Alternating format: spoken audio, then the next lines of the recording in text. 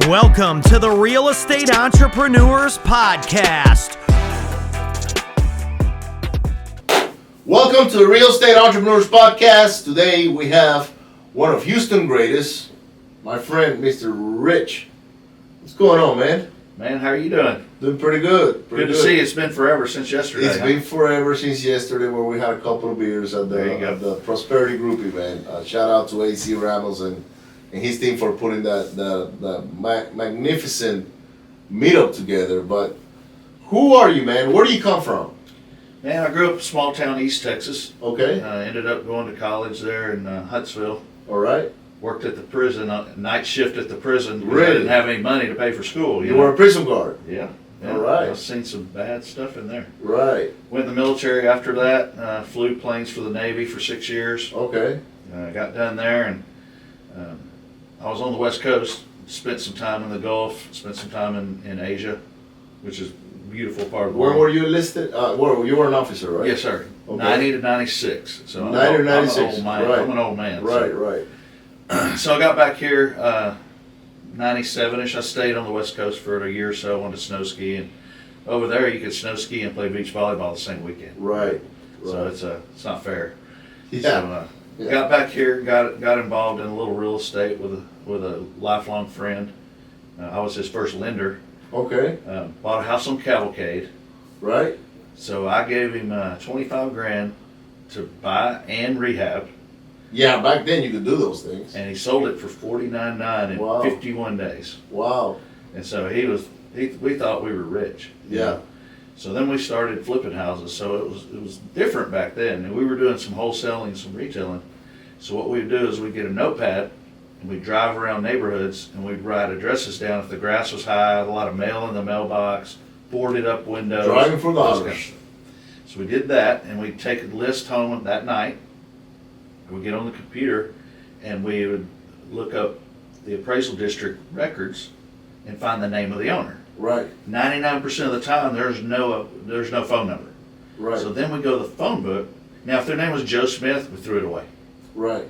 And, well, first you want to look and see if you had a Joe Smith at that address, right? Right. But if it was a name with 100 different ones, you just throw it away. But if it was Elmer Shaughnessy or something, there might be 5 of those. We just call them all. And we eventually find the owner and basically out of the blue say, hey, you want to sell your house? And, if we bought 1 or 2 houses a month, we thought we were rich. You were killing it, right? We'd flip a house and make $2,000 and we thought we were going to River Oaks. Wow. Yeah, it's different times, right? Absolutely. I mean, back then, get this thing started. Otherwise, You don't know what you're doing. I don't know what the hell I'm doing. No, but I'm pretty good at keeping the time, but I'd rather see it because I know, okay, we've done enough and we know when to cut it off and all that. But, Yeah. so you moved. What brought you to Houston? Well, I grew up in Texas. Okay. I was out, on the Is West this Coast. hard to leave? I don't know. You were in California, you said, right? Yeah, I was in the Bay Area my first tour, and then I ended up in Seattle, Washington area. Okay. So I was That's a gray area, like a gray city. Yeah, it's not too good weather, but I got a job waiting tables because I could get to Whistler Right. in about 3 hours. Right. It's beautiful up there and great skiing. So, Good deal. so I ended up back here because I'm from Texas. I love Texas. Right. And Houston's the only place you can make any damn money. Right.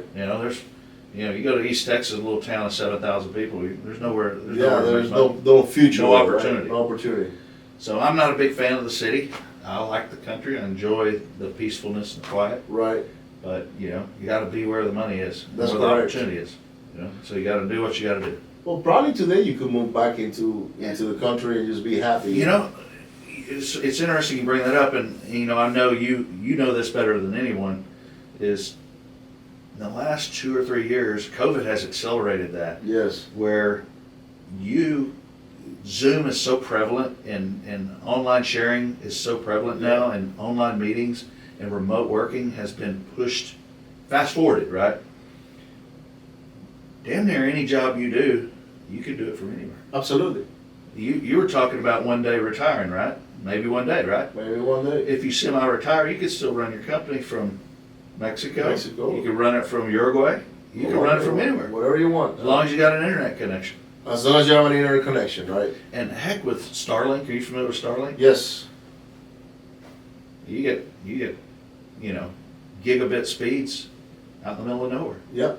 Yeah. So you don't even need a wire. Yeah, that's what everybody uses out there in the country. Like, you know, I used to flip a lot of houses out in Sweeney and West Columbia. We were talking about that last night. And the ones that I had in the middle of like county road, whatever, with another county road. Yep. There's no AT&T cable there, you know. No. There's There's Starlink. no Comcast. That's it. Yep. There's no Comcast.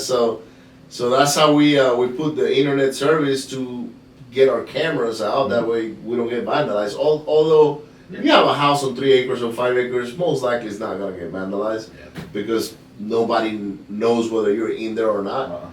But amazing, man. So you come to Houston, you came what, 96 or something like that? Yes, yeah, middle of 96. Well, more towards 97 because I stayed that one season, waited tables, chased waitresses. What were you doing here? Like when you got here? When I came here, I got a job at Papacitos. Okay.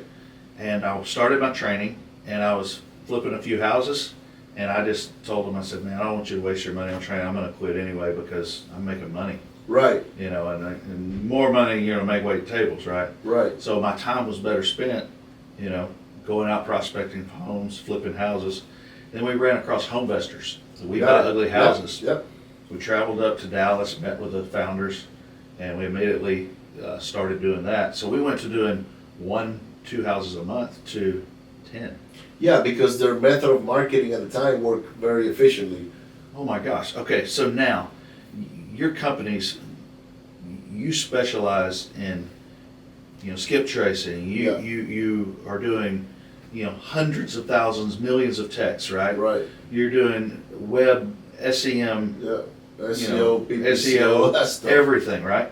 So the market now is very sophisticated. Yes. So you're competing. People that started in this business are competing against people like you, and it's difficult. It's very hard. We were the first people to put a billboard up in Houston that said we buy houses. Wow. So we had a fax machine. So the lead would come in on the fax. So someone would call, we had a call center answer the phone live, and they would transcribe to a fax. And I had 2 partners, we sit in one big room. We had a little bitty office, Southwest Freeway. When the fax machine would fire up, we would, not it! Because we had so many leads. I had a stack of like 30 follow-ups that I couldn't even call, and I didn't want another one. And we were buying houses for 10 grand, 12 grand, left and right, because all that demand over the, you know, last 50 years of people inheriting a house and having it sit for 15 years, or have a tenant tear up a house and let it sit for 2 years not knowing what to do, you know, that divorce and not knowing what to do. Well, all that demand was just sitting for years. I remember. So when I started buying properties here in Houston was around 2008, and I bought a few properties, but then somehow I got connected with Jet Lending. And Eddie, and that's sorry, Johnny and Eddie. Yeah, exactly. I know you know a little bit about those guys, right? So, but I was actually connected with LT Jasper, who used to work with LT. Amazing guy. Yeah. I had a job. I was in the oil field. I was making good money. And LT was like, Ricardo, you're buying all these deals from us, because I was buying from Eddie everything, like buying a lot of houses, the houses, the loan. I mean, those guys made a lot of money on my deals because they collected points, payments, and they gave assignment fee. Absolutely, I loved it. For cares? me, it was like, hey, it's done, Yeah. no big deal, right? So he comes to me one day. He said, hey man, why don't you just get a Homevestors franchise? And I was like, what the hell is that? Like, I don't know what you're talking about. Well, that's how we get all of our properties. And I was like, how will that work? He's like, well, you buy the franchise, and then what we do is we put you on a round robin, and as the deals come in, then you start getting the deals. your deals, but you pay for the call and this and that. And I said, and no, I have to talk to the sellers or to the potential sellers. And like, yeah, you qualify them, and I was like, hell no, I don't want to do that. Like, I just want to buy from you. I'm fine with the way I'm doing it right now. But I didn't know what I was saying no to back then, right? Today, you tell me, it's like, what? I'm in, let's do it, right? But that was my introduction to Homevestors. I would see the billboards, we buy all You the didn't homes. understand the model. I had no idea. Like, you know. And Yeah, they had a good advertising scheme with it. Yeah. But the way they organized it, so you could advertise anywhere from $1,000. It's a system. They had a system. Yeah. If you did 1,000 and I did 3,000, I get 3 leads, you get 1. That's right. And you had to buy them by the 1,000 by the share. Right. And that's how they did it. And it was randomized who got the first lead every month. So then we fast forwarded, right? In 2016, I would say. I was already wholesaling, but I wasn't wholesaling to other people. I was wholesaling to myself. Okay. So we were sourcing our own leads, all yellow letters, and Direct mail is very effective, it's very effective. But it's very expensive. and you have to do it a certain way. Yeah, and there's a trick to it and all that, right? So and you gotta be consistent and but anyhow, man, I was doing all these yellow letters, and as we're growing our business at the time, it was an acquisitions business. It wasn't a wholesaling business. It's acquisitions for our own flips. I'm driving and I see one of these We Buy Ugly Houses. What do you call Billboards. it? Billboards, right? And I wonder how much that thing cost. And at that time, Jason Bible and forget the name of his partner at the time, Houston House Buyers. Yep. They started putting up billboards too. Yep. And I was like, man. So now you got Tom. So Tom Perry. Yep. Shout out to all those guys, Jason and Tom. So I would see these billboards, and I was like, okay, We Buy Ugly Houses got billboards. Now this guy's got billboards. I'm gonna do billboards too. And next thing you know, man, I'm putting billboards everywhere. Yeah. But man, if you had to ask me again, will you do it again? I was like, never in my lifetime I will put billboards again, because they're very expensive. Number one, number two, when the calls come in, you gotta be on top of those calls like hot, right? Yeah. Otherwise, you may lose them. I don't think I lost money on the billboards, but it was a liability because you sign a contract with Clear Channel or whatever, or all these companies, and guess what, man? If you can't make it, they're still gonna want to have their payment, and it's like almost like signing a death sentence, you know. So, but what my strategy was, because I knew these guys from Houston House Buyers had so many of them. I was like, I will go to them, not to Houston House Buyers, but to the billboard company, Clear Channel, and I said, look, show me the routes of all these real estate companies. And they could do that. They said, yep, here they are, because they had it on a map. This is where all these guys are placing their billboards. And I would be like, okay, how much is this one here? Well, this one is $1,000. That one is 5,000. That one is 800. So there were all sorts of prices. And I would ask, Based on the count and all that. based on the Right traffic. read or left read. Right, Yeah. right. And so I started learning about all of that stuff, and I said, all right, when is their contract expired on that billboard? And they go, no, they're actually month to month on this one right now, so we can kick them out. All right, I want that spot. And by the way, give me 6 months, because now they had already created a brand, or not a brand, but the awareness is there. There was a house buying awareness on that billboard. There was a house buying awareness on the billboard, so that's what I was buying. Smart. As soon as I started seeing that, hey, that contract expires in 3 months, and guess what? They're not renewing. All right, put me on that one. Put me on that one. Put me. So I started piggybacking right behind them, Yeah. and man, it worked. That helps. It worked, and then we did mailers in the area. So it was branded mailers. And absolutely, a multi-prong approach works on that. Billboards by themselves are not great. No. With TV or with something like a mailer, that was the way Homebusters was so effective, because they'd say, "Oh, those are the guys I heard on TV." Yes, or the radio. Or they see TV and they say, "Oh, those are the guys on all those billboards. Those are the ones with the caveman." Multiple approach. That's what got me, the caveman. It gets your attention. But the advantage that we had was Homebusters were buying billboards all over the world, all over the country. Yeah, the country. So like when we did Houston, we'd do 600 boards. Wow, yeah, that's a lot. And so we had buying power. Not only did we have a lot here, so what we did was we bought a lot of the 8-sheet and 30-sheet posters in the neighborhoods, the smaller ones, and we do remnants. So what remnants is we'd wait till the last second, and they say, we got 200 unsold billboards, you want them all? And we get them for like $50. Right. Wow. Plus the cost of paper. Right. And so they do the printing plus $50 for all the remnants. And then on those little ones, what you do them for 1 month. This is a good trick. You do those little boards for 1 month and then cancel. If no one puts a board up, that paper will last 2 or 3 more months. Stay there, yeah. It'll start falling off. You learn a lot when you start doing that at a scale, right? Yeah. But to me, that was free billboards. It was a very heavy, intensive, capital-intensive way of marketing, and I just didn't like it. So eventually, I dropped them all off. I still have pictures of them because I'm proud of my billboards. Yeah. Like shit, I had a billboard, like a few of them running. I think the most I had was like 10. All right, so let's go back to you, Rich. So you start flipping houses. Yep. When do you start keeping some houses? You know, we made a huge strategic error, and this was something that we thought was genius, and it was the worst thing we could possibly do. So we buy houses, we fix them up, we sell them. We buy houses, we wholesale them, and then every now and then we get a house we just couldn't sell. Yeah. We're like, we'll just keep this one as a rental. Mm-hmm.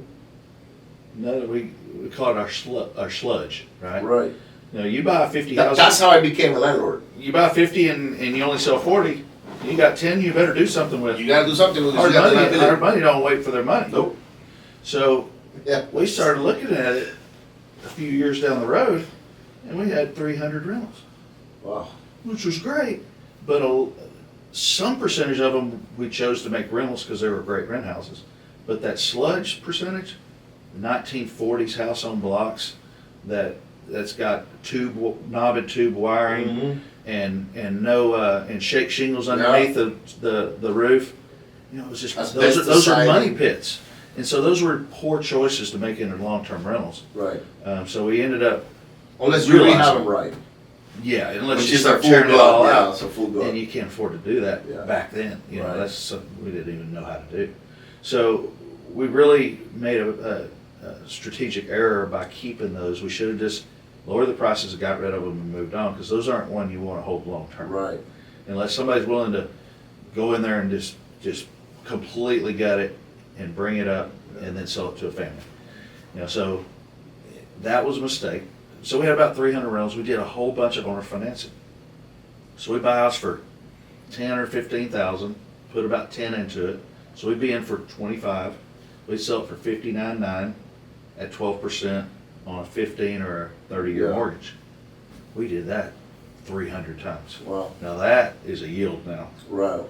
And so what we would do is we would take those houses and go to a bank and say, hey, we got all these notes.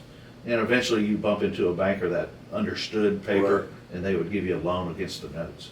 And the trick there is to make sure you don't have a longer amortization on your payment Right. than any of the notes. Because Right. what you don't need is some 2 or 3 notes paying off and you still owe on that house. You Of have course. a huge Problem. problem. Financially you have a problem, but you also, that's the wrong thing to do to somebody.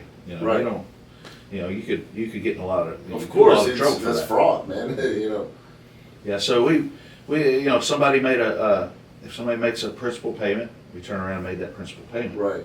And it's easy to not do when you're struggling, paying your hard money, or you have a bad month, things don't You close. get into a Things a don't bad close, shape, right? Yeah. So you always have to do that. And the other thing you have to do is put money aside for taxes. Yeah. Because most of the commercial bank loans we had, they didn't escrow.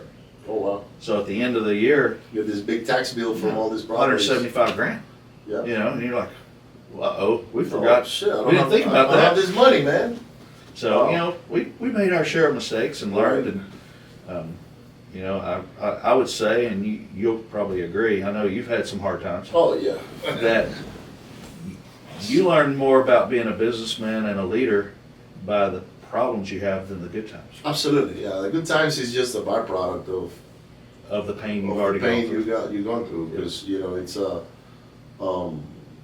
it's like Rocky says on that quote on that movie. It's not how hard life hits you, is can you keep on moving while you're getting punched, and Yeah. something along Then you those gotta lines. hit back. And then you gotta get back, right? So you went from flying airplanes to having different types of jobs, moving back to Texas, training at Papacitos, but then figured out flipping is better. And then you ended up with hundreds of owner finance notes and rentals and things of that nature. Yeah, we're doing over 100 buys a year. At that point. Yeah. Wow, that's a big operation. And I'll tell you what, it's really hard to scale. You know, you've done it. Yeah. It's very difficult to scale that business because, you know, how many crews can you get? And if you get a lot of crews, can you stay on top of it? That's what killed me in Harvey. Because I had Tell them. me about that. Yeah. I had them.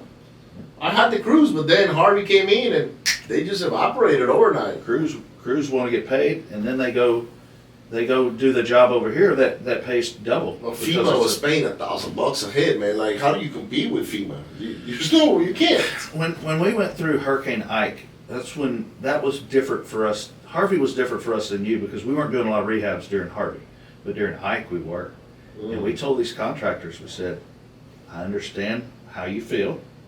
We'll try to pay you a little bit more, but if you leave us, don't come back. Because we've been keeping you busy for the last 5 years. And when the times were tough, we had jobs. You go chasing this big money for 6 months and come back, we're not taking you back. I told them the same, Rich, but... I took them back anyway. No, I told them the same, man, but I never did.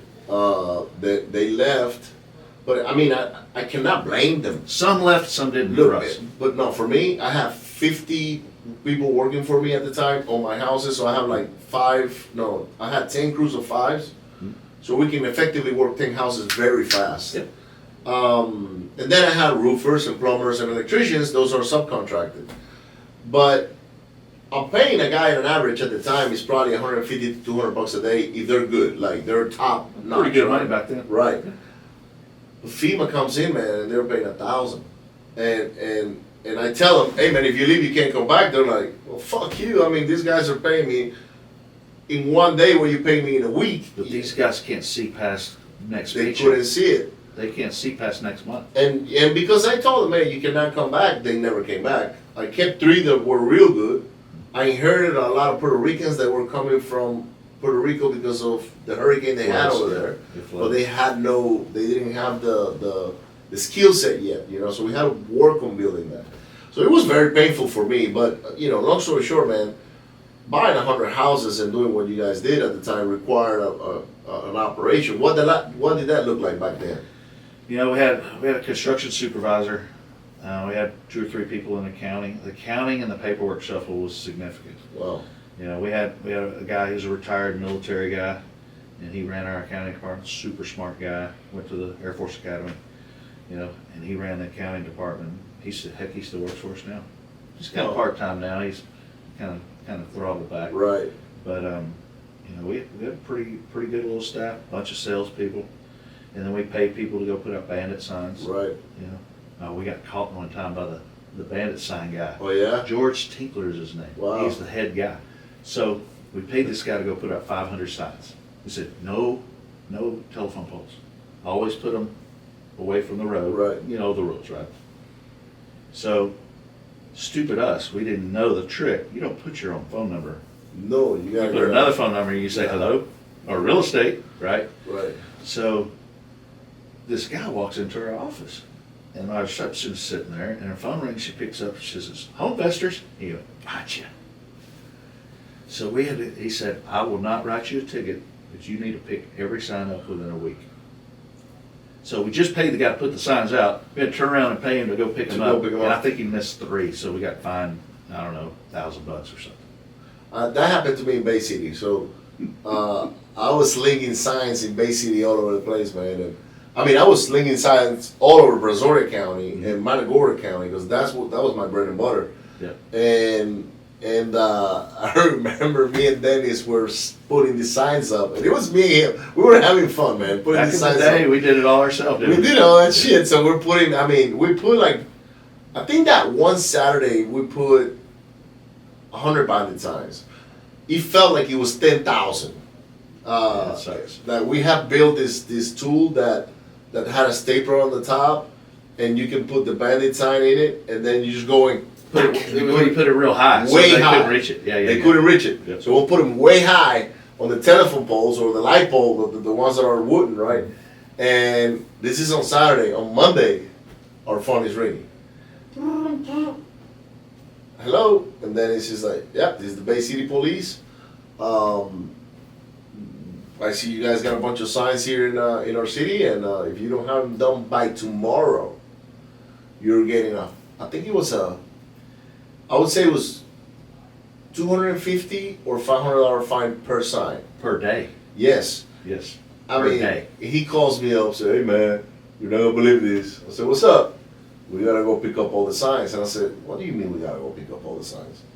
The police just called us, man, and we gotta go, because we bombarded the city with signs. And we went and picked them all up again, man. We had to buy some grabbing thing and pull them all down. And Terrible. it was horrible, man. And 2 days wasted completely. Actually, to pull them down, it took us longer. But we called them and said, hey, we're taking them down, but just give us a couple of more days. We'll be done. Sorry, we didn't know about this. We're new. And You know Scott Wizzy? Oh, yeah. He gets fined pretty much every month, and he just doesn't care. He's got so much Because money. he's got so many houses that even paying the fines, he sells enough houses, it doesn't matter. He buys them by the pallet. No. Scott is an animal, man. Now, this guy... Great guy. Some people are like, oh, I don't like Scott Wizzy. He's a good guy. I sell him houses all the time. I like Scott. But hell, when I was going through my ordeal, one of my houses got sold at the tax foreclosure. Guess to who? To him. So I just called him and I said, hey man, can I redeem this thing, dude? Sure. Yeah, bring the check. Whatever we pay plus 20% is yours, or 15, but I can't remember what it was. So yeah, I don't hate, but yeah, he's got a monster, man. Yeah, he's got an operation. He's got a monster. Super sharp guy. Yeah. I think people that say they don't like Scott don't even know him, and they're just jealous. Yeah, they just want to be maybe like him when they grow up or something. But People don't like this millionaire. Your life's not changed because some billionaire's got a bunch of money. I'll tell you a story about him. So I'm selling him houses. This is back in probably in 18, maybe. They invited me to their office. Like, hey man, who is this guy that's selling us all these properties at a good margin? And so I get to meet him, and he's like, oh man, nice to meet you. Thank you for sending all these deals here. You make our lives a lot easier because we don't have to buy stuff at the auction and this and that. And I said, hey man, by the way, I'm going to this meetup tonight at the Redneck Country Club. And he's like, really? And I said, you want to come? And he's like, sure, I'll go have a beer with you. So I brought him to the I remember when y'all came. I remember that day. So I brought him that day. Then. I said, what are you doing here? Yeah. And he was also in disbelief, like, who the hell brought you here? It was me. So I brought him. I remember you brought him, and now Yeah. I do remember that. We were standing, when I saw y'all, we were standing by the outside bar. That's right. Yep. Right by the outside I bar. remember that. Yeah, and That was a good event, wasn't it? it was an amazing event, man. And Yeah, I wanted we to loved ask you it. about that, right? So you became a owner finance investor, landlord. You were flipping. When did you start your franchise? Like the property management company. It's been about 8 years, and so we looked at it as, when you're the landlord, something goes wrong, you gotta pay. Yeah. Tenant moves out, you don't get paid, but as a property manager, you get paid no matter what. No matter what, yeah. If tenant pays or not, you still get paid. Right. So we thought that, and plus it's kind of like an insurance company, right? Right. You get another account, you get another recurring income stream. Right. It's a really difficult job, business. It's very thin margins, but Right. high revenue, Right. but very thin margins. So the only way it works, makes sense, is pretty good scale. So Volume. we're a little under 1,000 doors now. Right. But what we've learned, and I know you have because I know you. I tell my people, when there's a decision to be made, whether it's better for us or better for whoever, just do what's right. Do That's the right it. thing. That's And it. it's cost me a lot of money over the years when I would have made a different decision, but in my employees' eyes, the right thing was to do something else.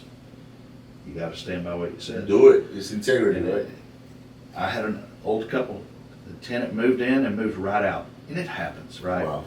They moved out, made a little mess, not bad, but this was a retired couple in an RV, already halfway around across the country. We have a tenant warranty, so I said, we don't need to give them a refund. We'll just find them a new tenant.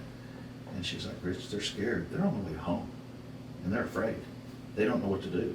I said, give them their money back. Wow. And she talked about it for years.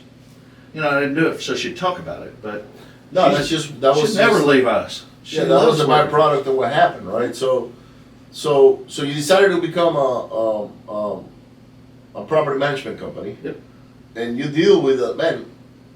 Tell me about that, because you're dealing with headaches all the Yeah, time. I have a pretty good staff. So, it's interesting. It's kind of like a lost luggage counter.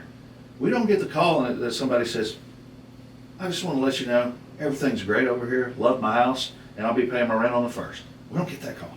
Yeah. Right? You know? Yeah, exactly. We get the call that says, I got a call on Friday night on Labor Day weekend. I didn't get the call. The company maintenance answering service got the call. AC was out. Well, sometimes we'll send somebody on a Saturday, but not on a Friday night at 8 o'clock. Right. Because they charge double, at least. Yeah. It costs $150 to open the parts house. Right. If they need a part.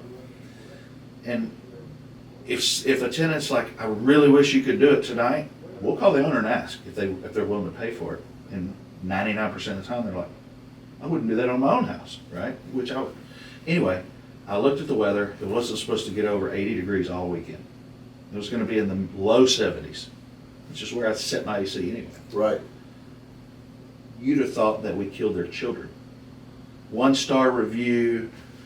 We're the worst evil people in there. Right. They called the city. They tried to call the news people because we didn't fix an AC on the weekend. So yeah, you're right. You deal with crazy people. Wow. When you're dealing with tenants. I had one the other day. We were playing ball in the backyard and we hit a yellow jacket nest with a ball, and now we're inside our house and they're on the windows and we can't go outside. Please help.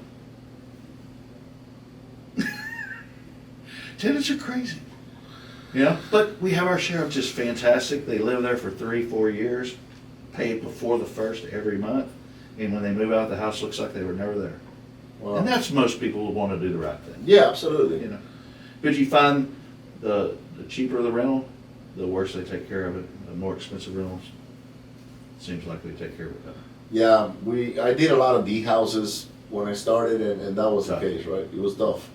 The carpet was just like, and of course, after that I never did carpet again. It was just all laminate or vinyl. We do laminate plank. Yeah. Yeah, that's But great. I think actually vinyl is better. Vinyl plank, I'm sorry. Yeah, because that You're right. vinyl is Vinyl plank. it's got Yeah. waterproof, right? So, but vinyl is a thing of now. Like vinyl came out maybe 3 or 4 years ago. Yeah. it's Before still that pretty was cheap. laminate. It's pretty cheap. It's Yeah. cheap. I think. Yeah, it's, laminates are terrible because they get wet. They buckle. Buckle. Yeah. So that doesn't happen with the vinyl. But man, I had a lot of rentals, and we created our own management team because it wasn't a company. We weren't managing stuff for anybody. That's manage something, your own. Yeah. That's something I like. I'm like, I'm not gonna manage your problems. I'm sorry, because I got enough of mine. But I remember we rehabbed the house in Friendswood. You live out there, I right? live in Friendswood. So Wandering Trails, like It's a good street. beautiful street, right? And this is a house that was from some NASA engineers that we bought. The kids inherited the property. We bought it. And I forgot the address, but it's still one of my partners still owns it, and man, we put like 40,000. No, we put on that property. I would say we put maybe 60,000 in it. Yeah, those are big houses. That one was like a 2,800 square foot house, something like that. We turned an attic into a living space, and it was a pretty good house. And we used a company that I'm not gonna mention their names to do the foundation, and they're supposed to call me, and I had to go look at the sewage line Right. before they close it off. Well, I drove to the house, and when I get there, it's closed off. And so like, guys, the sewage, we just moved this foundation. What did it look like? Oh, it looked good, boss. And I'm like, oh, okay. I guess they took a look at it and made the decision. Mm-hmm. Anyhow, we go through the whole rehab, put tenants in it. Sunday afternoon, my dad comes from Florida. He never comes to Houston. But I'm this Sunday afternoon, for some reason he was here. We're having lunch at somewhere around the city center, and I get this call, 3:30 p.m. Mr. Ricardo, the toilets are backing up. And of course, I've been in the business long enough now to where I knew exactly what was happening. You knew it was from the I foundation. knew it was a foundation, and But you weren't in the business long enough to not give them your cell phone. Well, I don't think it was me. It was probably they called the guy that And your guy called you. that they called me and Yep. and you know, man, and you like on my case, and that's where I'm not a strong landlord. Like I do feel the pain of those people when you got Of course you do. literally shit coming through the toilet, right? And so I tell her to send me some pictures, and when she sent it to me, I was like, oh my god! So I called my plumber Roberto at the time, and Roberto goes out there and he runs a snake, and he's like, "You're good, man. He's flushing. It might have been some toilet paper they clogged off because they got kids and all that." The next day, happened like it. So we had to hire these dudes that 3 guys about this tall. Guatemalans, man. Yep. Yep. This is from Central America somewhere to dig up this tunnel. So that was another $12,000 there that I wasn't. Yeah, the tunneling is expensive. Is very expensive. But I got on that tunnel because once they dug it up, I was like, fuck, I'm gonna go check this out. So I got in there and went all the way until they were making the connections because I wanted to see that, hey, this is properly connected. They pull permits, so the job was inspected, but I just wanted to see it. And it's scary to get in underneath one of those houses, but you think that thing is gonna come crumbling down on top of you or something, right? Oh, it's pretty tough. that was But a mess, huh? it was a mess. Yeah, we've done a few tunnel jobs. Yeah, I think I did about, I would say 5. I actually still own the camera that you run through there to see where we own pipe our collapsed. own camera. Yeah, so I went and bought my own snakes, my cameras, the whole nine We have yards. all that stuff. I don't use that. I think I don't have much of that stuff anymore. Maybe the camera we still do. We still have it. So all right. So you go from now you go to managing properties. Yeah. How do you guys get into the whole? Let's throw this big investor meeting with Eddie and those guys. You know, it was another marketing idea, right? And you know, another way to connect with our own customers. You know, have our current customers come out and have a beer. You know, build more of a relationship with Right. them rather than just, you know, where's my money, right? You know, and as we grew this company, we looked for other avenues to find new customers. And, you know, a lot of the small investors out here, you know, their time's better spent finding the next deal Right. than answering that call on a Sunday afternoon, right? Your call that you had to answer, right? Yeah. They're better off outsourcing that. At some size, a lot of them will take their houses back, right? You get to 80 or 100, you can hire people and handle it in-house, and you don't have to be the person answering the phone. Right. But, you know, we offer so many different benefits. You know, we have rent guarantees, we have advance rent. So if we have a small investor that's acquiring a lot of properties, well, we can give them a whole year's rent up front, and then he can turn around and go buy more houses. Got it. And we have a deal with Wall Street guys, they'll fund it. Right. You know, so rent guarantee, it's through Nationwide Insurance, you know, so if something happens, you know, the rent gets paid. You know, so there's all kinds of ways you can mitigate your risk as a landlord. Right.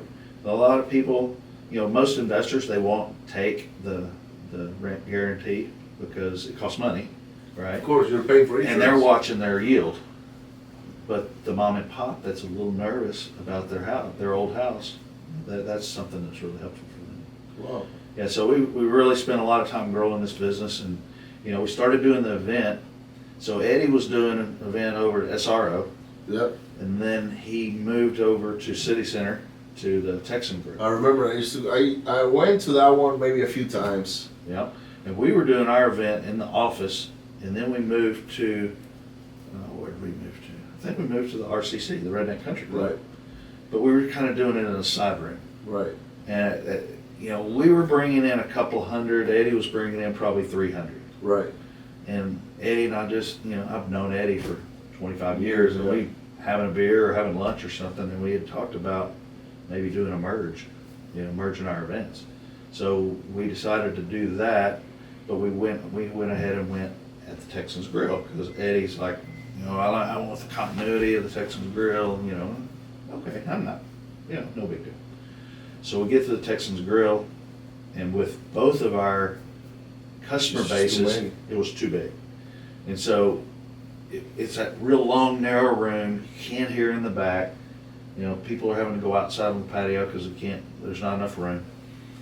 real crowded. So eventually, I went and talked to the Redneck Country Club. I know Michael Berry, the guy that owned it, the radio guy, and kind of made a deal with him.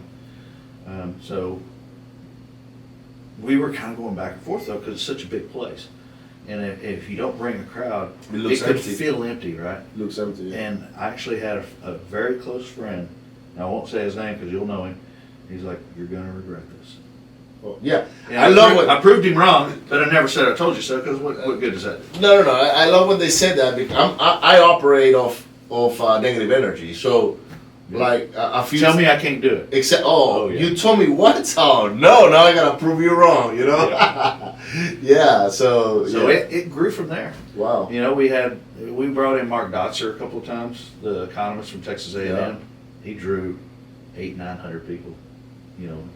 And then the very first event after Harvey, we had 1,170 people. I was there. It's the biggest one I've ever seen. Yeah, I was there. Over 1,000 people on a Wednesday night. Man, I miss that event. Like, that event had something magical to it. Every time I went to the Redneck Country Club on that Wednesday night, it was like I was looking forward to go hang out with my friends. Yep. Because we would all go meet there. Oh, a lot of deals got made at that event. A lot of deals. A lot of money got made. A lot of money got made. Properties got transferred. Oh yeah. People sold loans. People sold, software. But I would go to that event to reconnect with people that I hadn't seen in 3 or 4 years. Because, you get busy with life and business or whatever, and you live in Pearland, I live in Katy or whatever, and you're like, it was a great event. It's hard to see each other, but guess what? Everybody kind of like, that was the spot that everybody went and met. So I wish that you guys could reignite that again because... Yeah, we're in talks about it now. And anybody that hears this has an idea of a venue. We're thinking about paring it back a little bit, not the scale that it was before. It's quality.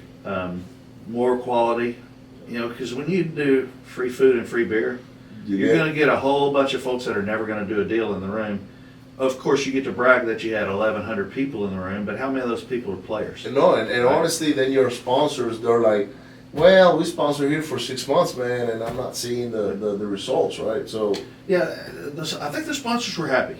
I think they wasted a lot of their giveaways on people that weren't going to do anything, but they did get to talk to good people. Oh, absolutely. Yeah. No, you drew the good crowd, and everybody that came for the free beer. If you notice, we always have the sponsors in a separate room than the speaking, and so a lot of the newbies would be inside listening to the speaking, learning, and listen to Eddie's bullshit. Right. And me up there trying to be serious, right? And I just gave up and started talking bullshit because Eddie's so full of it, right?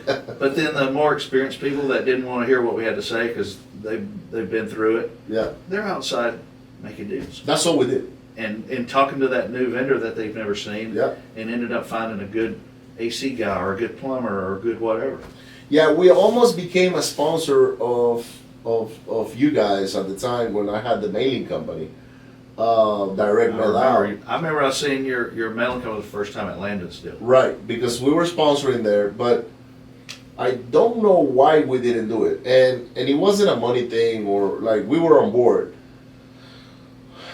What I think happened was, because Landon's deal was somewhere around 2019, 18 and 19, and you guys started the Redneck Country Club somewhere around that time as well. There, right? And we were doing Landon's, and then we were gonna do you guys, and there was another event, I forgot which one it was, that we were gonna be sponsoring, because it's multiple people, like, especially Landon had a whole different group. Some people from Landon. Some crossover, yeah. But the guy that lives in Spring doesn't want to go to Sugarland, like, whatever. I mean, we live in a big city. And we actually talked to the lady, I forgot her name, in Eddie's team, and we're like, all right, next week we're gonna make the decision, and I think we had to prepay like $3,000 or something like that. And then something happened that week that we sort of like, we're not gonna sponsor, but it wasn't anything related. We're related. Sponsor anything right now. Yeah, we're not gonna sponsor anything right now because we had to shift our focus to something else. And then I ended up selling that company, so Probably best. Oh yeah. I don't want to be printing letters right now, but Yeah, what we would do is we would make people pay up front for 6 months. right. Because what would happen if you didn't do that They is go you'd for have a a month. vendor, they'd come for a month, and then they would skip a month, and somebody would come just to see that vendor, and they're not there. Right. No, and not You don't only like that, you ensure revenue. Hey, you can True. commit True. to the venue for longer. You can buy more beer now and more food, and because I know you guys spent a lot of money on that. Yeah, we spent a lot of money. Yeah, that event was not cheap at all. No, but you said something a while ago about there was something about it, right? Yeah. So Eddie and I have talked about this at length about how to make a good event, right? Mm-hmm. It needs to be in a good, geographically good Location. area. It needs to be somewhere that people like to go, want to go to. Like the RCC had character, right? It is a neat venue. You need to have the opportunity to have something like maybe something to eat or a drink or two, something to hey, I know it's 40 minutes, but at least I can get a couple beers, right? Right. And then the last one is good content. Yeah, the content. Absolutely. If you don't have good content. If you can do all of those, you can build a big event. I think we're going to try the newest version of our event without much content. We're going to try to build up the More networking. more vendors, maybe not hardly charge the vendors, because I don't care about making money off of it. I want to get people together that are doing business and get some business off of it, right? But if we have more vendors and just get a couple hundred people, 300 people, but they're going to be, if you're not giving away drinks, then the do nothing people won't show up. No, they're not gonna want to go spend the money at a bar. No, I agree. I'm going to do a luncheon next week, lunch and learn. Okay. We're going to talk about how to hire and manage contractors. Okay. So we're telling everybody how much it is to pay for your own lunch. Yeah, that's We're not it. buying lunch. But if I have 30 people there that paid for their lunch, that's better than having 100 people that got a free lunch. 100%. Because 80 of those people just came for free lunch. Look, my events, so I run events too, right? And my events are more of from an educational standpoint. So I bring You bring value. Yeah, we bring investors from everywhere, right? But I had a friend. You gotta give it for free. Let's put 1,000 people there. And I said, hold on a second. What are you trying to accomplish by putting 1,000 people there? Well, it just looks better when you're on stage and you're speaking. Oh, you're talking about your ego. You're feeding your ego with 1,000 people that you want me to put in my event. No. Yeah. You want me to spend money? To feed your ego. No, I'm not gonna do that. What I'm gonna do is whoever gets in that room is gonna pay to play. Yep. Okay? But what they pay for has value to them. It has value to them, right? So you have to create that value. So I'll give you an example, and I'll break down how my event is. My speakers is 3 days. So the speakers that are marketed as speakers, they pay $5K. So that's the kind of like the highest tier, right? Then you got speakers that pay $2,500. They get, it's basically time. They're buying They 40 get less minutes time. or 25 minutes or whatever. And then you got sponsors. So sponsors don't need to go in there for 30 minutes. They just go in there and say, hey, my name is Rich Drake and I'm from the Renters Warehouse. Blah, I'm your guy. By the way, guys, reach out to Rich. He's the best here in Houston. But here's what you do that I like. You don't take somebody's money if you don't feel they're going to bring real value to your people. No. Somebody wants to give you $5,000 and they got some scam. You're not going to let them up there. No. So number one, they got to prove they have a 7-figure business. Okay. That's number one, right? The speakers, they can only be a 7-figure business. And you watch some of those 7-figure guys, it's quick, real quick when you tell them it's 5K. Oh, well, you said, bro, you telling me you make $1 million a year and you can't really sponsor a $5,000 event? I don't think you're 7 figures, right? So we do that, and then Some people want to speak because of ego, like you said. oh yeah, They're not trying to make money. No. They just want to be important. they want to be important. They want to feel heard, right? So we do that with the speakers, and then when we verify that these guys are legit, we don't want to put a scammer in there or whatever. Sponsors is different because okay, if you're in the services business, all right, what kind of product are you sponsoring, right? Is it hard money? Is it property management or texting platform, whatever.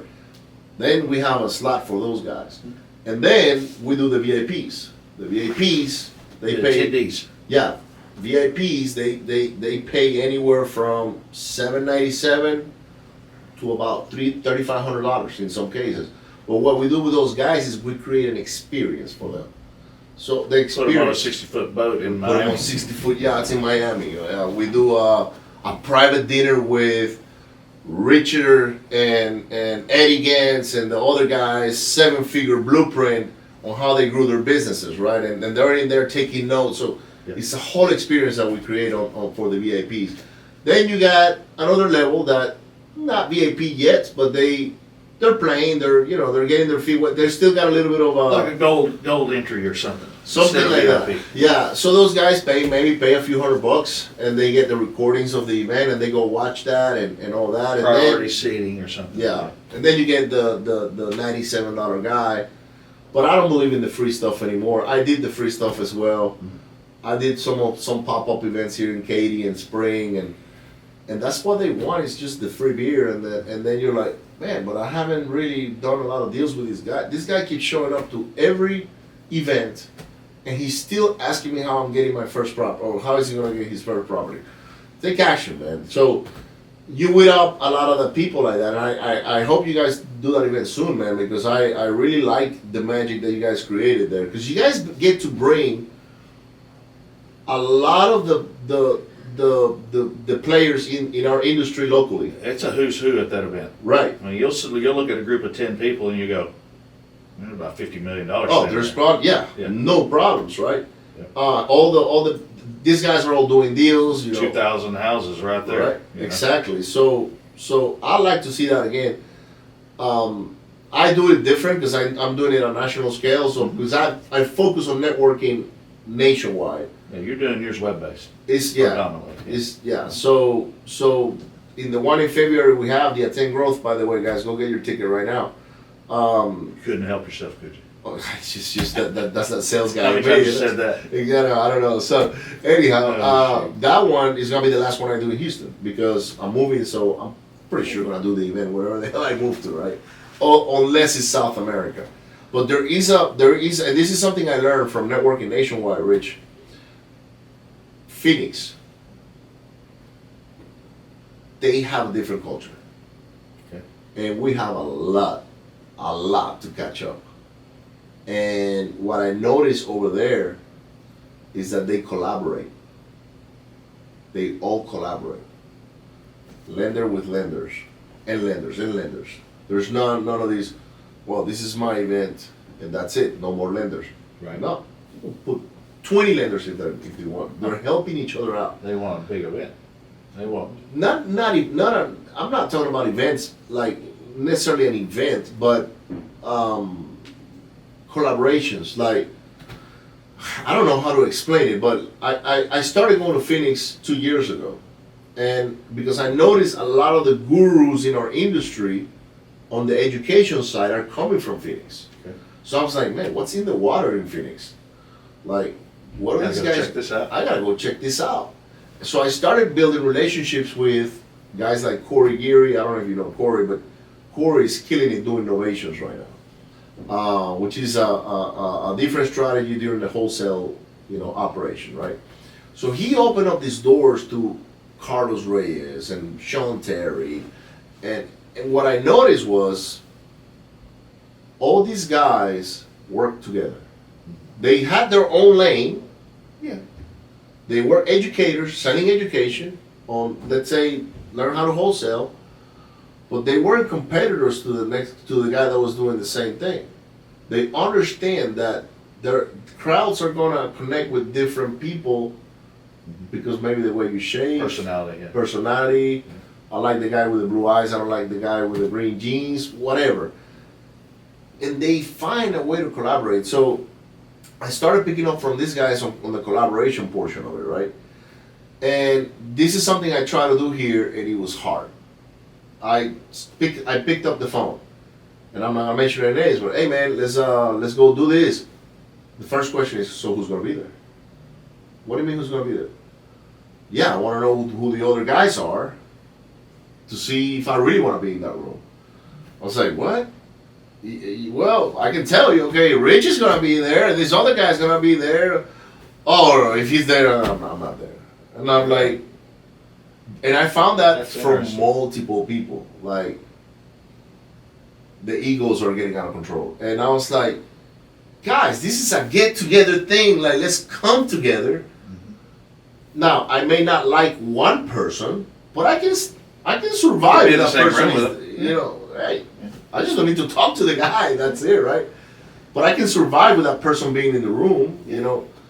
But, you know, I think we got a lot to grow before we get to the level those guys are over there. Because if you ever go there and experience how these guys collaborate. Interesting you say that. I've always thought we collaborate more than most other big cities, though. Nah, man, we're but not there. Compared to that, huh? No, not even close. Huh.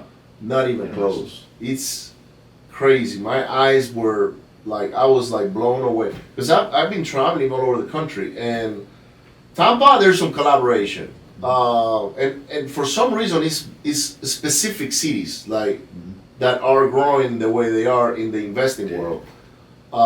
Tampa had some collaborations, but you still get the guys that don't talk to each other. In Houston, there's a lot of people that collaborate. That event that you guys used to do, that was one of the main bridges, right? Like a lot of us came together there, so it felt in a way that I believe we were on the right track as far as like collaboration over competition. But after COVID, that everything kind of like disappeared. At some point, because I had my own event, I just did a party at the Belvedere, and we all went there and got drinks and all that, and we had 300 people. I said, man, I want to bring that back again, but I'm gonna do it with an event. And I started picking up the phone, and I started getting all this. If this guy's there, I'm not there. If this guy's there, I'm not there. And I know these guys that ate in the same table before. You follow what I'm saying? And I'm like, wow, we got so much to grow up. It's unreal. Well, it's interesting you said, you know, this is a big city. Yeah. But our community is not big. No, it's not that big.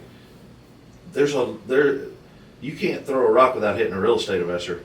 Oh yeah. But there's not many that actually do deals. Oh yeah. You see what I'm saying? Definitely. So you said something earlier. I can see somebody not liking one person, because when one person screws somebody in our industry, everybody finds out. Oh yeah. And that's not a good idea. You do the right thing by people, like wholesaling. You said earlier, I wholesaled a lot of stuff to Scott, and it still had spread in it. Yep. If you screw somebody and you push the numbers and you fudge the numbers like some of these folks do, I just delete their emails. Yeah. Because I know I can't trust what they say. Right. But if you send something, I know there's meat on the bone, right? Right. Hey, don't get me wrong. Because you have that reputation. No, and sometimes we sell stuff that makes no freaking sense to me. But those are the numbers. But you don't lie about the value. No, what? That's my point. If you said, hey, it's worth 100 and I want 90, I might pay 90 if the rent's 1,400. No, and some people will go and say, yeah, I want that house for some reason. But you didn't say it was worth 140. No, need to lie about that. Some people do. No, a lot of people do. And that doesn't build your name. That hurts your name, and it costs you money versus you get somebody one time, and then you'll never get them again. They're going to tell everybody they know. 100%, man. So I hope that we can bridge that gap here. I don't know if I'll be here until that happens, but another place that I've seen that kind of like happening that's taking off is in Dallas right now. They got quite a few good meetups going on. Good. They have this theater. I forgot the name in Grapevine. So they got the theater, and then they got a vendor side on the side, and it's very much like the Redneck Country Club. Yeah. Not as big, because they probably maybe put 400, 500 people there. It's a good event. Oh, it's a good event. Yeah, it's a good event. 400 or 500 is a lot. Yeah. So they're doing that. That's TJ Cozen and his partner. Donovan Ruffin was doing one in Dallas as well called The Event. Yeah. And man, that's on a Tuesday night at the Virgin Hotel. Feels good. It was a party. I don't know why they stopped it. I hadn't talked to him in a while, but they were drawing 1,000 people. But it was a lot of the freeloaders as well, right? Now they didn't do free food or beers. Huh. You had to go pay your own, and it worked. And he kept that party going until late 1, 2 o'clock in the morning, no problems. On a Tuesday night. I tend to lean towards not paying for for things for people. I've seen studies, you know, I've read a lot of business books, I see you do too. You know, they talk about, you know, you give a free event, you get 80 people, you charge, you get 200, because there's value. You know what's interesting? You say that, right? My last 3 events have been high quality type events. And I mean, these events cost 6 figures to put together. We brought speakers and we paid those guys a lot of money, right? And I sold out VIPs before I sold out general admission. And that was like a code I was trying to figure out how to crack. I'm like, wait a minute. You tell me I can sell 150 tickets at $1,000 a piece, but I cannot sell 200 tickets at $97. What the hell is this? All right, so yeah, they've done tests. They'll run the same banner ad or whatever for an event. They'll put it for $5, and they'll do it for 20, and they'll do it for 50, and the 50 will sell more than the 5 and the 20. yeah. So Perceived value. it's perceived value, right? So I did one time. I did a $3,500 VIP ticket. They were in Miami. Now we had yachts and stuff, so people were buying an experience. Yeah. And then I think the general admission was like $97. I mean, huge difference, right? Big spread. I sold 40 or 50 of those VIPs, maybe 100 general admissions, Wow. maybe. And you know, and you're like, in my mind now, I just want to focus on VIPs. Because I don't need to cater to 1,000 people. I just need to cater to 200, and make it more intimate, more. Look at Tony Robbins. You can't get in there for less than 10 grand. Oh yeah, oh yeah. And people line up. Man, he sells those out left and right. Date with Destiny over there, and It's incredible. it's crazy. I have a couple of friends they coached under him, so he was their mentor. And now these guys are animals, man. One of them is, I don't know how much money he's worth, but he's got multi-family units everywhere in the U.S. And he teaches that, and when he does his events, which I believe he's probably got the best real estate event there is out there, he combines that personal development with the. I think it's important. It Certainly is. I mean, look, I can take you today out of the renter's warehouse and put you in another thing that scales just like that, and it only takes a matter of months before you get to where you are. It's not the business, it's a business. Exactly. But you have that mindset to it, and the know-how, and you're prepared for, you know, good times from bad times. You grow a business, you can grow 10 more. Absolutely. So, what's next for you, Rich? Now, yeah, you're gonna do an event again, probably, and bring people together and all that. But what's in the future for you? Like, You know, that's an interesting question. You know, since this COVID thing and all the remote working happened, we've been without an office this entire time. wow, So we're working remotely. I would argue just as efficient as we were. I miss the camaraderie. Right. I miss the team building type things. I think that is a negative. But now, are they all in Houston locally, or you got them all over? I've got about half in Houston and half. I've got Philippines, Mexico, Right. Nicaragua, Spain. Okay. So I have some remote team members. Costa Rica. Right. My IT guy's Costa Rica. Okay. He's a law student, but he loves IT. You know, Right. while he's going to school. Yeah. So, you know, it would be easy for me to work from just as easy for me from working from my house here as working from a condo in Aspen Right. or South Florida Or your ranch. Panama or a ranch. So I actually saw a ranch yesterday, and I asked the realtor how much. It was $9 million. I'm like, So my wife and I have been going back and forth. You know, we're empty nesters. My baby's 24, Right. 4,200 square feet. Wow. what do I need that for, right? No. Yeah, huge overhead, You right? just need a condo. So my thought was there's a couple of ways you can go, right? You could find a ranch and get away from the world, right? And have some space.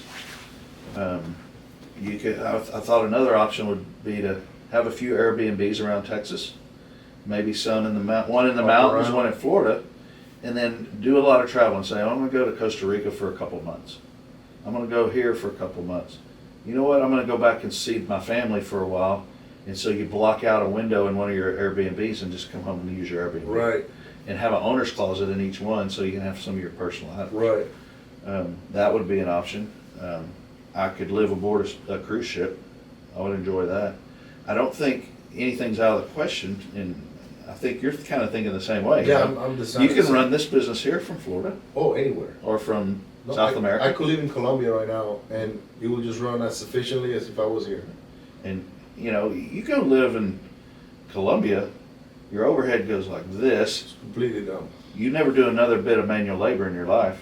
No, because you got mates and people that take care of everything. Yeah, you can get a massage every day for 20 bucks. You have different problems there, right? You got, Of course. you know, so you Inefficiencies. cannot wear a watch and things like, you know, it's you might get kidnapped or, I mean, it Not the little happens. things like that. Yeah. I mean, it's if they find out you got a little bit of money and houses and all that, okay, you know Maybe what? so. Let's go kidnap this guy. But that's what keeps me away from Mexico, to be honest with you, Yeah. because I love Mexico. I had a friend who had a relative kidnapped, and they paid and got him back. Oh yeah, it happens. I grew up in Venezuela. And But they're smart. They give them back because if you don't give them back, nobody will pay. They don't want to kill you. They want the money. they want the money. So One of my best friends grew up in Venezuela. yeah, so you know Venezuela got very bad, but now it's not as bad. But Yeah. at some point, I would not think about going there at all. Like now, today I can, but you know, we live in a world today that if you because now we push a lot of paper, contracts going back and forth. Mhm. That's all email. You know, Everything's e-signatures. e-signatures, You can close without signing a wet signature now. notarized, you know, verified on online, and so I've been thinking about with my wife as well. Okay, because I go to Miami, my overhead is going to go up. Now I will shut down this office in March because I don't have a use for it anymore. Right. But I have a contract here, and I'm going to honor that. Right. Yeah. I close it, done. I get rid of $3,500 a month. Then we move to Miami. Maybe my house will be more expensive there than it is here. But if you go to Central America or South America or somewhere, man, if you spend $5K a month in living expenses, you're doing something stupid, crazy. And that includes 2 mates, a nice home, Yard guy. the yard guy, maybe private school Pool for the kids guy. if you got little kids. Yeah.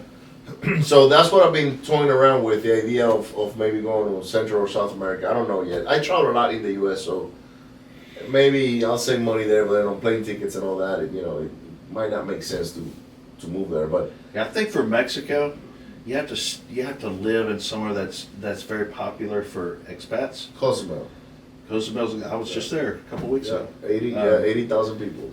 But you go somewhere like that, the cartel kind of runs those tourist cities, but they don't allow anybody to hurt the But Americans. in Cozumel is That's- zero violence, Right. none. But they don't allow people to hurt the tourists. Right. So you're pretty safe because the cartel's kind of protecting you. The problem with cartels in Cancun, for instance, which is a place I love, that I see that is that 2 of those guys run into They fight each other on the they street. fight each other on the street, and you're right in the middle of it. You may get caught in the wrong Yeah, spot. I wouldn't consider Cancun. I would consider Akumal, Yeah. Playa, Tulum, maybe. Yeah. But And have you I been like to those- Tulum lately? not lately. Oh man, that's a. Is it growing fast? But it's a crazy house. Like there's a lot of drugs in the streets over there. Really? Oh man, because That's they turn it terrible. into like these clubs, and it's That's all terrible. and it's The like boom boom clubs. boom boom clubs. That's all it is. And I spent a lot of time in Belize.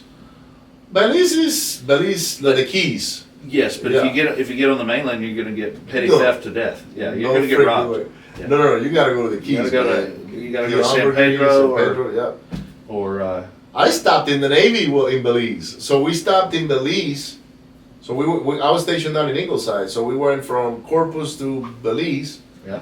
And man, to navigate into Belize is not easy. We got to hit that gap in the reef. Yeah, Yep. because they got all these coral reefs, right? And even the cruise ships, they do a bunch of zigzags. Yep. So, anyways, we got into there, and we were forbidden from going into the mainland. It's like, you guys do not go there. It's dangerous. You can go to the Keys. And so we had 2 boats that ran us to San Pedro and Probably Key Calker, maybe. and Key Calker. That's Key what Calker's better than San Pedro. But I went to Key Nice and Calker. quiet. Oh, I was there, man, and they had this, like, what do they call the spot or something like that? It was like this blue. Oh, where the cut is, right at the cut. That one. Yeah, that's a cool little bar. Man, that was some badass bar. Yes. And you got the blue water right there. Oh yeah, and then the sunset right behind it. I just don't know if I could live in a place like that. Like, Well, that's why I said, in your mind, you see sitting on the beach for the rest of your life as this ideal thing, right? no. But you're right. Well, see, I do because I like know. quiet. Oh, I like quiet too, but I'm like, But for you how won't. long? You won't for very long, right? So that's why I said maybe a month or 2, and then go Oh yeah. go to Portugal. Well, for you, that's Go to perfect. Italy. Your kids are gone. Mine are still little. Yes. That's the problem. I have a big one. She's out. She's on her own now. But it's interesting to have this conversation because Oh, I love it. you have I love different planning choices. all these ideas. I see this idealistic, rustic ranch setting and having, animals and, all this space, and then you think, man, that's a lot of work to keep that up. Yeah, you gotta buy tractors and or hire somebody to mow that lawn and I owned property on acreage before and out in Damon, and that was our headache. Yeah, we have 5 acres in Friendswood, and it's work. Wow, where are you out in Friendswood? You got to see here that this is typical. How many houses have you sold that you wish you never sold because of the value, right? Hundreds, right? You Yeah. look at, I've sold houses in Willow Bend for $249. Right, 20 of them probably. right. So I bought my land for $67,000 Wow. in Friendswood. 6 months ago, the lot next door that's half the size of mine sold for $400. A lot across the street sold for $820. Yeah, well, For a lot. Yeah, you're sitting on $2 million worth of lot right there. It's incredible. It's just people are paying crazy money for real estate. No, I don't think it's that. I think is the inflation. So if you want to look at the future, you look at the past, right? So let's look at your house in Friendswood. When was it built? 20 years ago, 2003. Okay, so it's fairly new. It's fairly new. 2003. To me, that's a new house. Yep. But to We me, built it. To me, all houses are 89 and Yeah. a little, and even the 80s houses are still fairly new. But if you go back to the houses on the 40s, right? Built like pier and beam homes, and we got them all over the place, right? Yep. Let's talk about like South Park, MLK, 610 area, 40s and 50s. 40s and 50s, right? Yep. I used to pick up houses there back in 08 for $9 grand, $10 grand. All the time. Right, Detroit, but hey, I did it all that's the what time. it was, right? But those houses, brand new, were selling probably for that much back in, 10 or 15,000. if that, right? So this is in the 40s. So now we're in the 2020s, right? That's what 60 years ago. Was that 60, 80 years ago, right? So if a house sold back then for $7 grand, and today that same house rehab is going for 300s. How many X was that? Right. But the annual gain wasn't that big. Right, Annualized, it's not that high. right. But the X is huge. The X is huge, right? So going back to your land, you bought it for 60-some thousand bucks. Maybe 5X, What 6X. It's probably more than that now. because- Mine is probably worth a little more than that. Somewhere in the high 4s probably. Yeah. So And it's more improved than that piece of property, but it's got a house on it and all that. of course, right? But I mean, a perfect buyer for that land will be a developer that wants to do some townhomes or something like that. I don't know where that property is, but that's what they're doing. Yeah, what Friendswood has done though is they won't ever let it be rezoned because they don't want to ever go over 50,000 people. Okay. It's an interesting thing about cities. So Friendswood is landlocked, And so they're being real cautious about allowing people to develop subdivisions. They want really wide lots. They want nicer houses, bigger lots. Because once you hit 50,000, any street that goes through your town that's a FM is turned over to you for maintenance versus the state. Wow. And they don't want to have to maintain Pretty those smart. roads. Well, maybe at some point it makes sense to do it, but Well, if you can go to 100, but if you're landlocked and you don't have extra land, you barely make it to 50, now you got all this extra expense. yeah, It's interesting. Okay, I want to ask you something. We were talking about the appreciation. right. Where does the nation go in the next 6 to 12 months? And then where does Texas/Houston go in the next 6 to 12 months? Real estate. So I've seen the whole wise. country, right? Because Yeah. we wholesale everywhere. Yep. And People are afraid. they are. Mhm. They are. And rightfully so. I mean, you watch the news, man. There's What's no in telling. there? You know what I'm saying? Like, Well, good news doesn't sell. It doesn't get clicks. so I don't watch the news, Mm. but I do watch the trends. So I'll give you an example. Right now, you go on the MLS in Florida, in the bigger cities, Miami, Orlando, you're seeing price lashes of 30, 40, 50K. Okay. Okay, now remember now these houses are higher priced because their taxes are lower. So call it a $4 million property. Oh, that one does lash a million.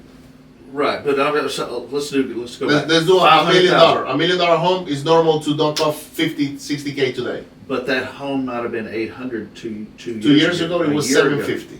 Right. So it rubber banded past what it was probably worth. Yeah. A few people bought up there, but not that many, and now No. it's kind of Now it's that coming down. cut looks like a negative, but to me that's To me, just it's not. that's just settling. That is settling. So a bubble city like Miami is settling. Another place that I've looked at is the Carolinas. So we do a lot of deals in the Carolinas. It doesn't seem like it's settling at all over there. It seems like it's kind of like stabilizing, but they're not That's how slashing I feel about prices. Houston. You're seeing some reductions, but the only reason you're seeing a reduction, in my opinion, is people that asked a crazy amount in the first place, And the interest rates. just to see what happened. No, and the interest And the rates. interest rates. You got Sure. higher interest rates now. Of course. 6 and 7s and 5s. The best you can do is 5 and some change or something. And I don't know what they are today. I haven't looked at them in like a month or so. Yeah, low but fives today. we're 5s today. Okay. Low fives. So if you were able to afford a $600,000 home on a 2.5% interest rate, you're not affording that home anymore with a 5. You're 450, 500 now. Yeah. So that has to come down.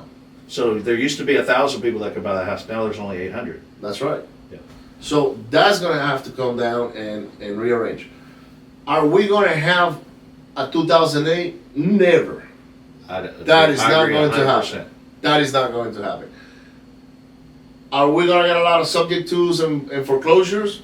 Yeah, because especially from people that are not educated like you and I are on how to deal with banks and how to renegotiate debt and things of that nature, or maybe come up with the funds to reinstate the loan. Or they're 35 years old and they don't understand how to balance their own checkbook. Exactly, and then they just rather leave the house and go rent, right? You ask a 35-year-old who the Kardashians are, and they'll know that. Oh yeah, You ask them what amortization means, they they don't have know. no idea. And that's the sad thing about America. It is.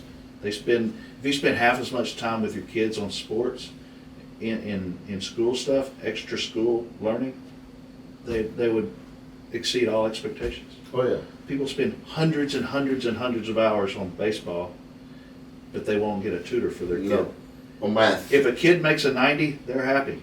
The kid could make 100 every time if he had a tutor, Yeah. and be ahead of everyone and be number one in Harvard, but instead they wanted to play baseball because daddy Brother, played I baseball. agree with you 100%. My wife is actually doing an excellent job with our kids. Our kids got a bunch of tutors. This is a beautiful thing about Zoom calls. So You can guess do where our tutored tutors overseas. are? Who knows? Overseas. All of them. Yeah. So they're learning Chinese. They're learning Portuguese. If they have a problem with math, we're going to find one in Turkey or somewhere, you know. And guess what we pay an hour for that? $5. Nothing. Yeah. $10, $5, $15.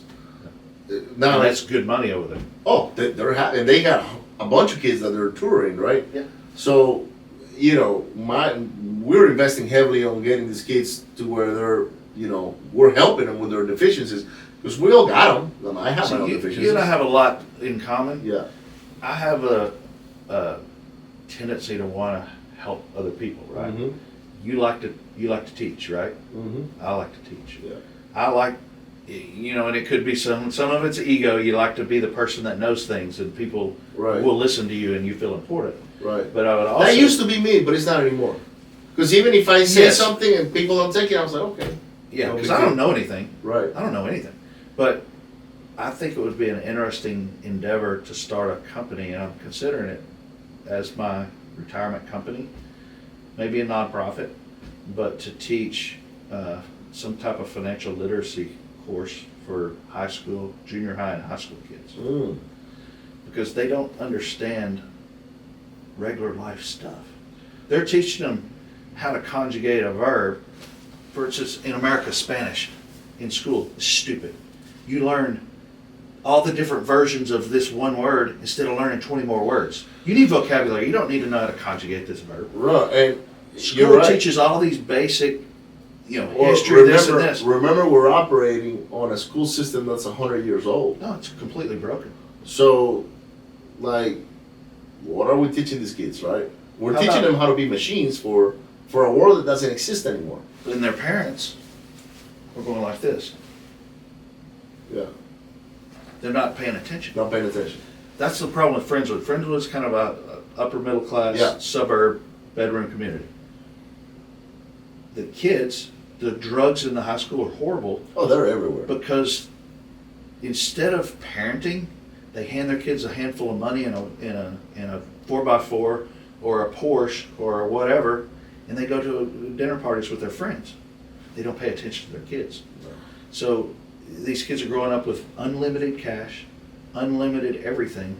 If they want more money, they just say, "Hey, I need another 100," and they go. They don't even ask what for. So somebody needs to get a hold of these kids and say, let me teach you how to be an adult. Let me teach you that just because you have a visa doesn't mean you have money. Mm-hmm. Why? This is $40 a month. Mhm. No, it is $1,200 damn phone you're paying for. That's right. You're just paying for it every month. You realize you just paid $1,200. Yeah. They don't get it. They don't get it. The whole student loan crap. You know? I tell you what, man. So my daughter's got student loans, right? Yeah. And I called her and I said, "Hey, so did you get your student loans forgiven or what?" And she's like, "Hell yeah, I got $10,000. Like I think it's like a $10,000 off or whatever." And I was like, "Well, good for you." And she's like, "You don't sound too happy." And I was like, I'm happy because you don't have to pay the other 10 grand. I mean, that they just forgave you, but honestly, I think it's a bunch of bullshit, because they created a system to profit from these kids because going to school is the thing to do. The amount of kids that go to school is probably triple the amount that should. Exactly. I never wanted to go to school. My dad forced me, and I was like, I don't want to. Yep. I just want to work, Dad. I want to work with you, be like you, do what you do. And then you're like, no, you gotta go to school. For what? So you can become an executive in a company or whatever. And, and I never. That's why me and my dad kind of like went separate ways. Yeah, that's true. But now, I mean, we're best friends today. But Good. back then, I went. That's how I ended up in the Pushed Navy. back, yeah. Oh, I left. I used to work for him in the insurance business, the whole 9 yards, and I went and joined the Navy and said, that's it. I'll be darned. Yeah, and that's how I got in the Navy. But it was because he was pushing me. Now my daughter, who just graduated university, when she was going through high school, she was a C student. So when she graduated, actually on her senior year, she did pretty well. So she improved a lot. And when she graduated, I asked her, I said, "Look, what do you want to do?" And she goes, "Well, I just want to go to college." And I said, "Says who? Is it you or your mom?" Because not me. So by the way, It's her decision. it's her decision. Now, if you want to go, I'll I'll support you. support you 100% financially, in whichever way I can support you, I will be there. Now, are you sure that that's what you want to do? And she looked at me and said, "No, I'm pretty sure that's what I want to do." I said, "Okay, fine, go do it." And she did it, and she graduated and all that, right? But if I would have had a father like with the way I see things now, I would have told, like, I was actually, made her go. I was actually telling my dad, I was like, dude, save your money. Like, you don't have to send me to school. But man, that's the world we live in today, Rich. And you're right. I mean, if you're taking that approach to show these kids in high school how to balance their checking accounts, how to understand mortgages, how Understand our founding documents. founding documents, What is our country about? what is our country Be about. proud of our country instead of acting like you're ashamed of it. Exactly. I think that's a big overtaking, but hey, we'll start somewhere, you know, and that's why I do this podcast because, interestingly enough, in 2016, we were doing a lot of rehabs, but we were not plugged in the Houston community, The real estate the community. real estate community. I use Jet, I use, you know, multiple sources that I found, but I never went to their meetups. I never went to their. Yeah, and how many little tips did you miss that would have saved you from a mistake on a rehab over here? 100%. So I go to all kinds of things, and I'm 27 years in the business, and Right. I learn every time. every day. I met a kid last night. I've seen him on Facebook 100 times, didn't really know him. And he started telling me how he does his mobile home business. Right. And I'm like, that is genius. Oh, and it is a What an cash idea. cow. And the way he handles it, and I don't want to go into it, but the way he handled it, it's super easy, and the yield is stupid. I didn't know that. He's a cash cow, man. And I'm talking to a 30-year-old. Yeah, it's a cash cow. So I wasn't plugged in on any of those things, and one day we got a knock on the door. We had a warehouse in Brookshire. That's where we had all the leftover materials and all that. And I opened the door, and he's like an older gentleman, maybe in his 60s. Is Ricardo here? And I'm opening the door. I was like, how can I help you? Oh man, I've been told you flip a lot of houses. I said, okay, like, how can I help you? Man, do you mind if I ask you a few questions on how you get your deals? And I'm like, sure, man, come on in.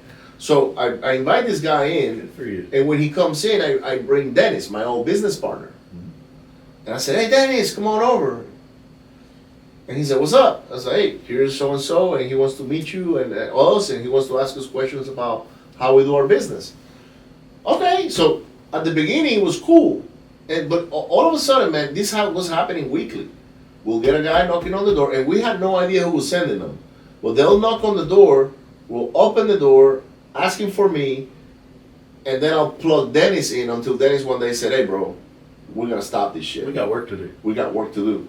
And I was like, man, but I really want to help these people.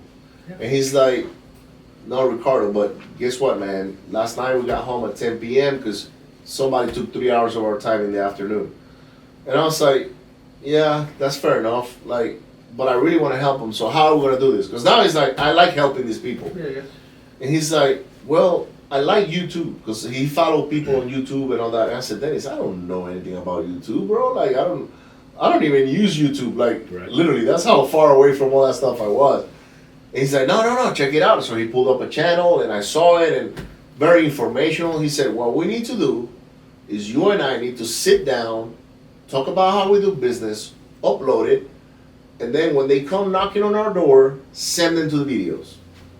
And I said, I agree with that. I think, and now the level of commitment from somebody sure, that want to work, and you get buyers out of that, and you get educated buyers out of that. all kinds of stuff, right? So that's how we started our podcast. The first podcast was called Renovating Riches, and because we were heavy rehabbers, so we believed in the rehabs and all that. And but literally, it's an interesting story because we were solving our own problem, which is we wanted to help people. We just didn't have the time, and we wanted, and now we do this thing. We got hundreds of thousands of dollars, a month, and all Well, that that. reinforces what we're talking about is how social media and technology is expanding you nationwide, worldwide. Yeah, I think technology is a major part of it. I don't know if that could be doing yellow letters all over the country, like we do texting and cold calling. Today we do deals in, like, I'm blessed, man, by the way we've grown, because we attract all these deals nationwide they land on our lap, literally. Like, how the hell did I get this, right? Right. A $20 million apartment complex. And, you know, the thing is learning how to underwrite that and making sure you got your stuff right. But we get a free house every now and then. I just got one in Spring. Like, they're cut up on payments, but they got a squatter on it. And They don't want to mess with it. They don't want to mess with it, so I tell them I'll take it subject to and I'll do the eviction. And they're like, let's do it. I got cold called about 6 months ago, and I said, "Who do you work for?" "Oh, I work for a local festival." "Who?" He said, "AC Ramos." I said, "You tell AC."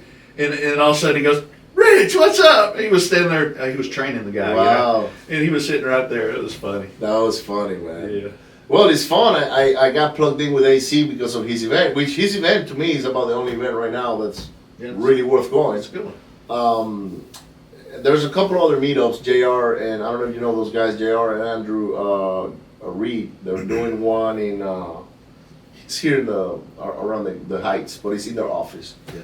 And there is another one that Boris and, what's his name, from EXP, that's with Brent Phillips all the time. Forget his name. It'll come back. Oh, Andrew? Not Andrew. Andrew Franklin's put together a big event. No, not him. But he is. No, it's somebody else. I apologize I know. to you, bro. I know exactly. Like, I'm gonna reach out to you soon. But anyways, those guys put one in a bar in downtown. The problem over there is that the parking is not convenient. You and I talked about that last night. Yeah. I had a great experience checking out the Armadillo Palace. Just not enough parking. You know, with an event, you know, you have a concert, you have 1,000 people there, you got 300 cars. You have 1,000 people at a networking event, you got 850 cars. Yeah. Because everybody comes by Everybody themselves. comes by themselves. Man, thank you so much for coming in today, brother. I This has enjoyed been it. an amazing pleasure to me. Thank you for coming in, guys. Reach out to Richard Drake. He's in Renters Warehouse. How can people get a hold of you? Renterswarehouse.com. RentersWarehouse.com. They're the best outfit in Houston that manages properties for real estate investors like myself. And if you're one of those landlords that, you know, that you're sick and tired of managing your tenants or whatnot, give them a call. They got a good name, they got reputation, they've been in business for quite a while. And, you know, I'm not a landlord anymore like I used to be, but if I was one, all my houses will be with him because I don't like managing man. tenants. Yeah, it's a lot of fun. It's a lot of fun. And don't forget, attendgrowth.com, get your tickets today. They're at discount right now, so you can get $797 VIPs. That's a ticket that sells for $2,000 at the door. We're giving you 1 month of Prospector Web for your SMS. Free, included with a VIP ticket, is a no-brainer. And I'm looking forward to see you there. You'll have a good day. Bye. Thank you.